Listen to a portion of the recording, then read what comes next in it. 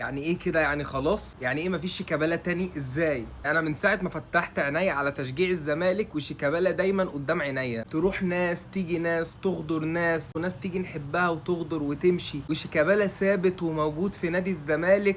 عمره ما غدر بنادي الزمالك ولا بحب جمهور نادي الزمالك. انا حد شجعت الزمالك عشان خاطر شيكابالا. شيكابالا هو اللي حببني في الزمالك من ساعه ما كنت طفل صغير، وصحيت بصيت كده وقلت ايه ده الزمالك، ده الاهلي، اشجع مين؟ لقيت حد اسمراني كده في الملعب بيرقص اللعيبه كلها، بيعمل حاجات بالكوره انا مش مصدقها. قلت انا هشجع النادي دوت علشان خاطر اللعيب دوت. الجيل بتاعنا دوت انا واثق انه كله حب الزمالك عشان خاطر شيكابالا، وعشان خاطر متعه شيكابالا اللي بيقدمها في ارض الملعب. حقيقي اليوم ده فعلا صعب على كل مشجع زملكاوي في الجيل بتاعنا بالذات، الجيل اللي حب الزمالك عشان خاطر شيكابالا، الجيل اللي اتربى وفتح عيونه على متعة شيكابالا. اليوم ده عمره ما هيكون سهل علينا ابدا، يعني بقالنا فترة احنا بنحاول نهيئ نفسنا لليوم دوت، وعمالين نسمع ان شيكابالا خلاص قرب، الموسم الاخير، الموسم اللي قبل الاخير، ومخك مش قادر يستوعب دوت ان شيكابالا خلاص هيعتزل. لا، انت عمال تقول لا اكيد لما هيجي يعتزل هيكمل.